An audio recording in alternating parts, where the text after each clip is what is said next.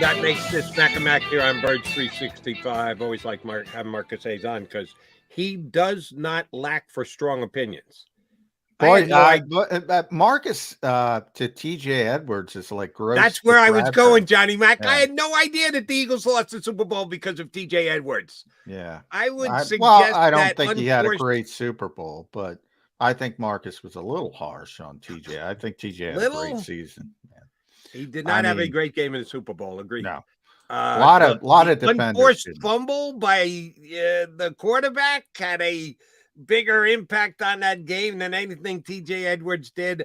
The inability to cover a shanked punt by their punter and handing Kansas City the ball on the 10-yard line and basically a touchdown had more to do with it. Yeah, he was harsh on TJ Edwards. I don't get it. There's a lot. Marcus isn't the only one. There's a lot. I constantly hear it about TJ, and I go back to the pedigree thing. I can't figure out what else could it be. I mean, he's a good player. I mean, I'm with the Eagles when it comes to the valuation of the position. I have no problem, by and large, with their valuation of the position. I don't think it's very important any longer. But I don't think the number he got was very big. I think there's I brought up the Bears and the Eagles as the two extremes. I think there's a big middle space. You can give a TJ Edwards contract and just say, all right, that's cost effective for a guy who played at a Pro Bowl level, but you don't go to the extreme of paying him like Hassan Reddick, who's an edge rusher. Those are the guys you pay. Even a Bobby Wagner's going to the Hall of Fame shouldn't get paid like an edge rusher. Even a Fred Warner, who you brought up, who's an all-pro middle linebacker, shouldn't get paid like an edge rusher. And those are, that's the top guy at the position now, and a guy who was the top guy for years and years and years. But they're good players. They're good players. And the irony with Chicago had Roquan Smith, and they said, well, we can't pay Roquan Smith. And then they go on and pay Tremaine. Now he's a different type. He's a different type. And they want that Matt Eberflus cover 2 more than the downhill explosive Roquan Smith. So I get it from that standpoint. But yeah, I mean, what I give the Eagles credit for is their discipline. Sometimes I think they're too disciplined. Yep. When it comes to a player like TJ Edwards. And I give them credit for their discipline and their commitment to the trenches, because I continue to say the Eagles signed no one yesterday. Well, that's not true. They did sign a free agent yesterday. Mr. Toth is coming back. You and I talked about it last week when the Eagles released Brett Toth, and we're both a little surprised by it because he was they talked about him well, despite the fact he couldn't get on the field because he's hurt. But anytime you got comments, you got quotes from any Jeff Stoutlands and or anybody else on the Eagles staff who was, we still like Brett, we still have faith, and we still think he can develop. And then they just turn around and cut him after holding on to him for as long as they did, never getting a chance to ever let him prove whether he is or isn't a player. And then they turn around and re-sign him yesterday.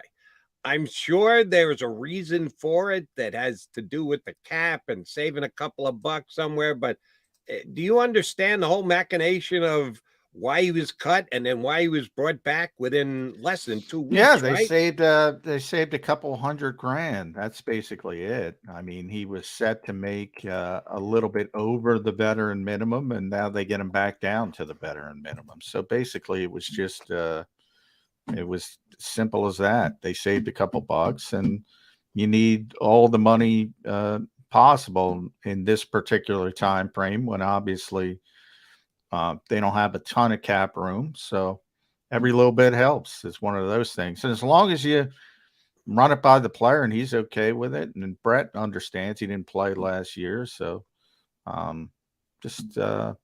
yeah. Right. And even a couple bucks. If you are Brett Toth, you can't even complain like, oh, the Eagles are squeezing me. The Eagles are screwing me. No, they paid you the whole time you didn't play. Yeah. the Eagles didn't get you hurt. You got hurt yourself. So it's not anything that's going to massively swing the cap flexibility that Howie Roseman has. But as you stated, every little bit helps. So if they saved a couple of 100,000, that probably a pretty smart play by the Eagles, and they did get taught back. But he is the first signing for the Eagles since legalized tampering kicked in yesterday at 12 o'clock. I know I saw you tweet last night that you think it's a good sign CJGJ did not get that immediate contract like a lot of others did. And read between the lines that maybe what he's asking for wasn't immediately out there. Marcus gave us a slightly different spin that, oh no, he thinks he's got offers and they're pretty damn big. He's just trying to play one against the other. And maybe the Eagles are one of them. Certainly one of the teams outside the Eagles are one of them. Do you think today is the CJGJ day? Well, I hope so for CJ's sake. I mean, then we're going to start talking about it. I mean, people budget and we know where they're going. Jesse Bates should have set the top of the safety market. It was about 16 million. He's not getting that. And then you start talking Bell signed for like 7. So, he's going to be somewhere in between. That's a big middle space. But, we were talking about the franchise tag, 14.46 million. There's no way the Eagles were going there with CJ Gardner-Johnson. I think the Eagles are going to be right. I think whenever this deal comes in, it's kind of going to be not nearly as big as some expected. And we'll see. I could be wrong, but we'll see. I don't think it's going to be as big, and I think that's helpful for the Eagles, obviously. But what do you think the fair number is? What do you think the market value, not overpay, not underpay, the market value, years, and I know the guaranteed, so we're kind of getting into the weeds here, but what do you think what do you think it should be? 11 million a year. And from CJ's standpoint, you probably want to go 3 years. You want to keep it low so you can get back out there, still at a relatively young age. Yeah, I mean, with all you brought up the good point at the outset of the show, and I got that exact quote from a former GM. Plays gets you paid. Yes, he made a lot of plays. But he's not a consistent player. And I think I talked about the Eagles' discipline. They're disciplined. They know what he does well, and they know what he doesn't do well. And again, Pro Football Focus is not the be all end all, but I think when I told you where they had him graded, it kind of surprised you. It didn't surprise me at all. It's 40s, in the 40s. I'm looking it up. There's not a ton of consistency there from play to play, but he makes splash plays. So you got to go somewhere in between. 49th best safety in the NFL, according to. Yeah, I thought he would have been ranked higher than that. That absolutely. It surprised me when you gave it to me the other day. It still surprises me as I sit here right now. Yeah, maybe Pro Football Focus doesn't put as big an emphasis on. Well, they put up they don't do, and that's part of the problem with Pro Football Focus. I mean, to be honest, you should be given more of a bump for explosive plays, splash plays, whatever you want to call them. And they put more value on consistency. In other words, that big interception isn't going to give you a big leap over just doing your job on a particular play. So it doesn't necessarily give you the full view of how teams value, because teams want guys who make plays. Make no mistake about it. Dallas has this conversation all the time with Trayvon Diggs and all their fans, and he makes so many plays. But guess what? There's a price to pay for being like Trayvon Diggs. Marcus Peters for years was the same way. he was a playmaker, but he gambled and he gave up plays. Jalen Ramsey, not to that extent, a lot the same way. It's a give and take. I don't think, like I said, and I got this from a pretty good source. The Eagles thought Marcus Williams was a better player than they think CJ is, and So they did bailed. during the offseason, before the Eagles traded for him, I absolutely believe Marcus Williams was a better player. And they bailed out at $12 million per year. Now, things go up each year, so we know that that's a little bit baked in. So things are going to go up a little bit each year as the cap goes up. But that kind of tells you they bailed out at $12 million last year for a player they thought was better. So I don't think they're going to go anywhere near 13, 14, 15 million. But last year, for right or wrong, and you can have your opinions on the kind of years that guys have had. Again, surprised that our buddy Marcus Hayes basically just buried both of the Eagle linebackers, DJ Edwards. Yeah, he buried Kazir White, not worth $5 million. He buried Kazir. He evaluates linebackers different than how I evaluate linebackers. But the Eagles right now have to put a value on CJ, knowing full well that Marcus Epps has gone out the door.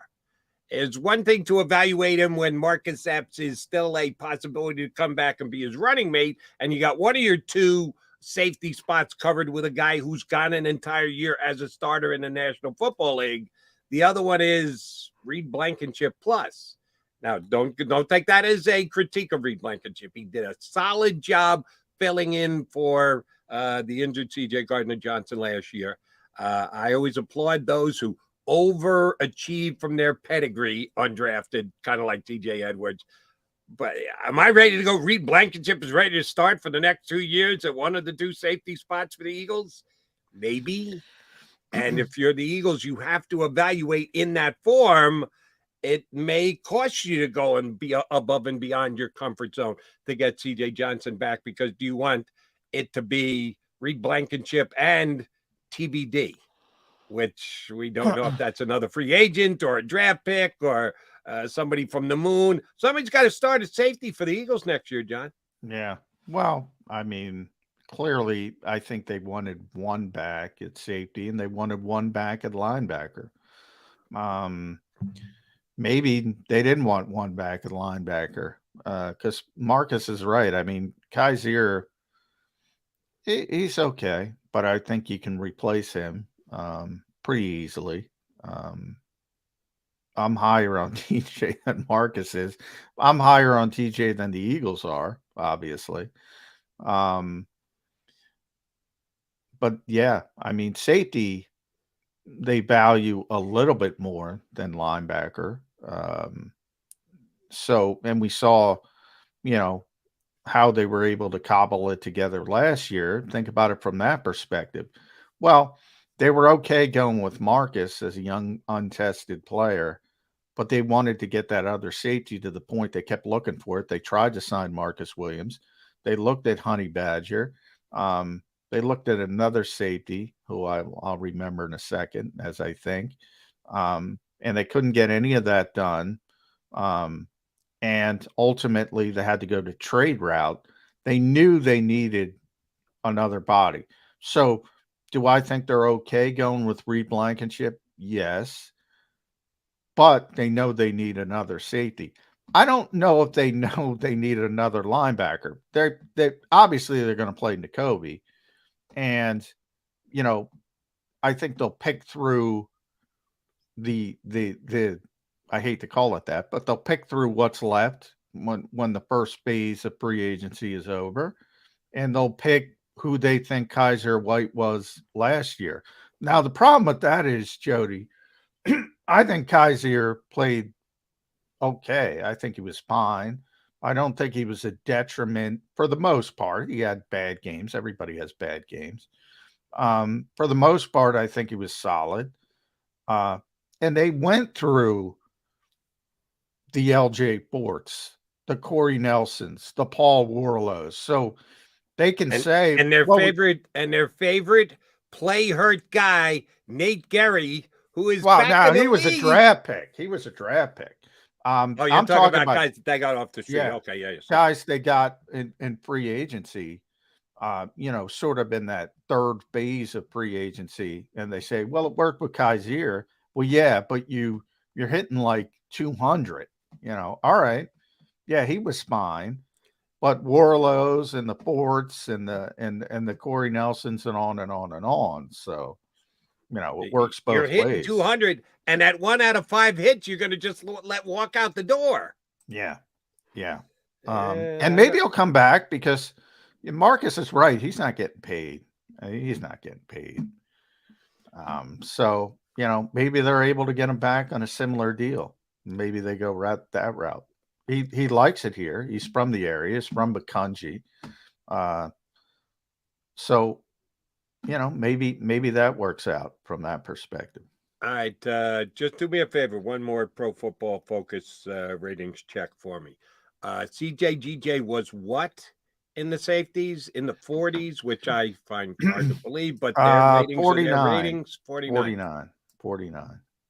What was Chuck Clark? I'm on the linebackers. I gotta go back to safeties. Okay. Because I'm a bigger Chuck Clark fan than you are. I know that, and I will. Yeah, it's not about. I don't think he's a fit for this defense. It's more of Chuck Clark. I don't have a problem with him as a player. I think he's fine. He was 46, but I don't think he actually was rated above CJGJ. Yeah, I don't have a problem with Chuck Clark as a player. I just don't think he's a fit for this defense. I think he's a box safety more than and they want covered safety. So I don't think he's a fit for what they want to do. But they didn't think Marcus Epps was a good enough covered safety to pay $6 million a year. Well, Marcus was lower than both of them. Marcus was, let's see. They moved him to Las Vegas.